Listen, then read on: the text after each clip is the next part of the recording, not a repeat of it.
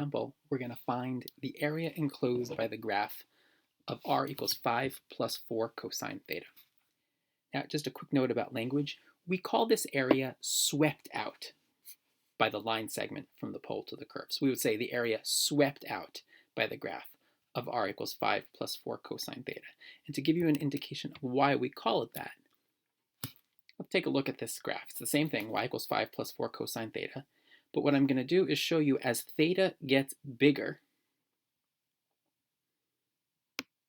you can see that each step of the way, as theta gets bigger, we're adding a little bit more area. So here I've gone from 0 to pi over 2. If I keep going, you can see I just keep adding more area. And it looks almost like the needle on a radar, sweeping around, trying to pick up aircraft or weather or something. But it just looks like we're sweeping around in a circle, collecting more area as we go. And as we saw in our example when we looked at the area under a polar curve as the sum of an infinite number of small little areas of sectors of circles, that's exactly what we did.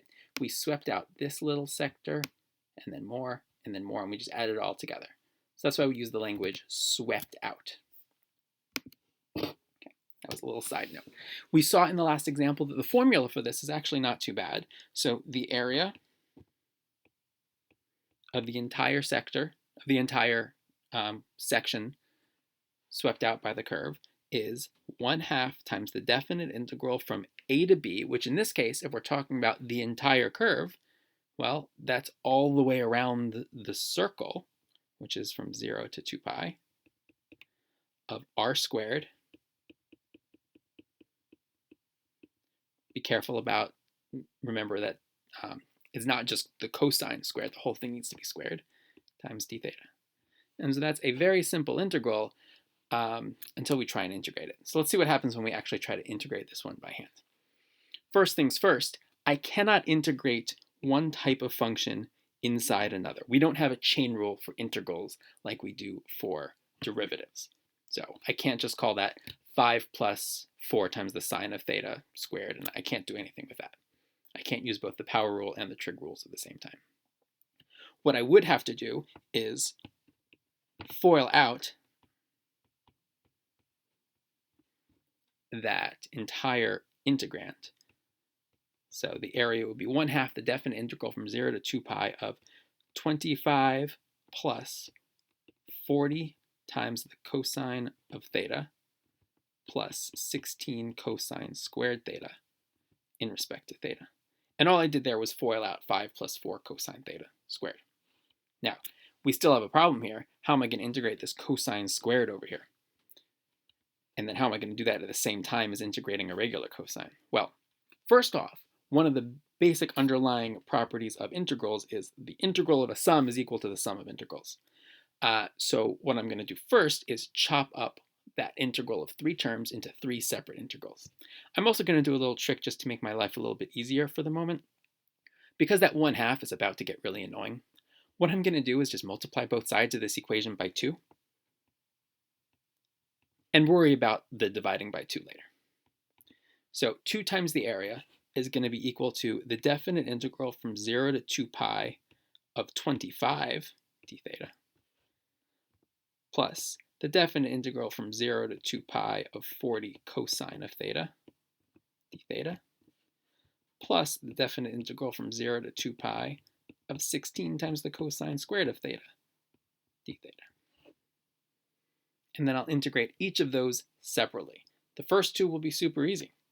Remember, we're still talking about double the area. Can't forget about that too.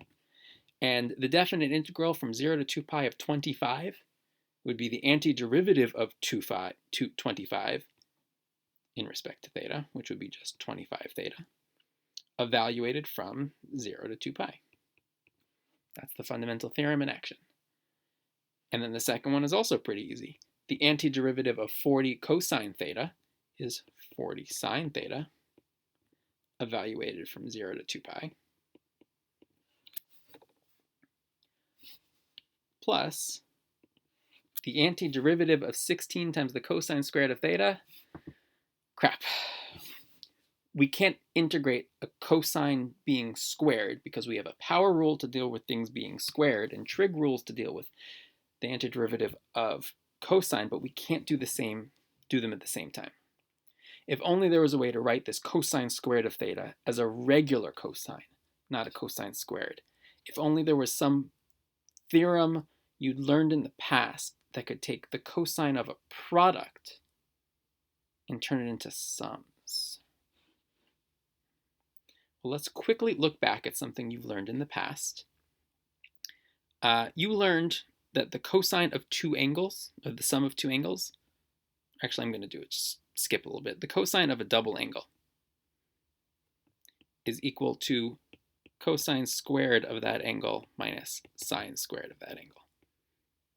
Tons of fun proving that one, but I've already done that with you years ago. Well, what I see here is I've got my cosine squared. If I can get that by itself, well, then I'll be able to take it out of the cosine squared and the integral I'm trying to deal with right now. The problem is I don't want to take it out and put it in with a sine squared instead. That doesn't really help. So what I'm going to do is take that sine squared and rewrite it in a way that's more usable for me right now at the moment, which would be 1 minus cosine squared theta. And now I can combine like terms on the right. Cosine squared theta minus negative cosine squared theta is 2 cosine squared theta.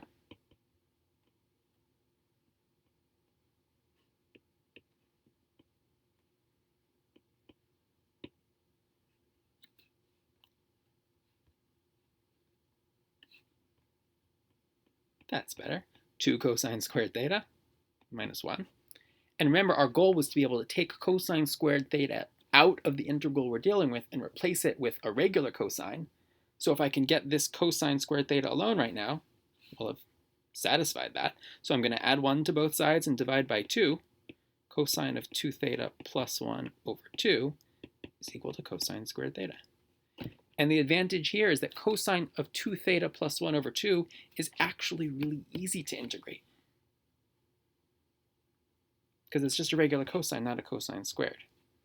So that's what I'm going to do here. I'm going to rewrite this as the definite integral from 0 to 2 pi of the cosine of 2 theta plus 1 over 2 in respect to theta. And now we only have integrals we can deal with.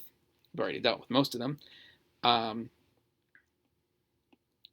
25 theta evaluated from 2 pi, from 0 to 2 pi, would be 25 times 2 pi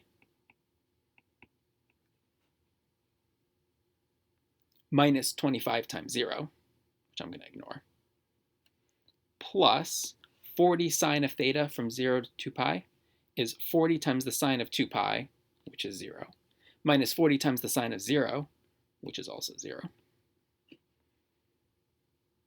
And then to integrate that last bit, the definite integral from 0 to 2 pi of the cosine of 2 theta plus 1 over 2, well, that fraction's a little bit tough for me right now. I don't like that the numerator has a cosine in it, but it's also a sum. That's a little bit hard. So what I'm going to do is chop up that integral one last time, 0 to 2 pi of the cosine of 2 theta over 2 in respect to theta, plus the definite integral from 0 to 2 pi of just 1/2 in respect to theta. You can always do that to a fraction, chop up the numerator into 2 separate fractions. And so now 2a equals 50 pi. We don't need to write the plus 0.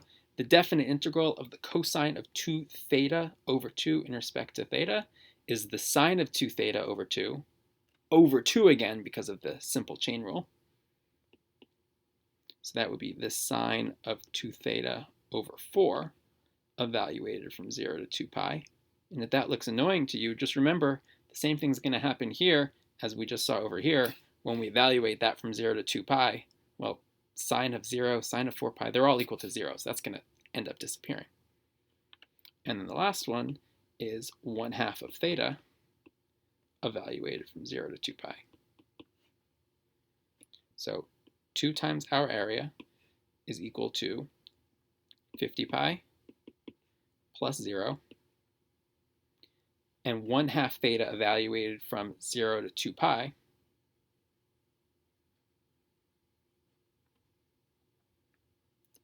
is pi minus 0.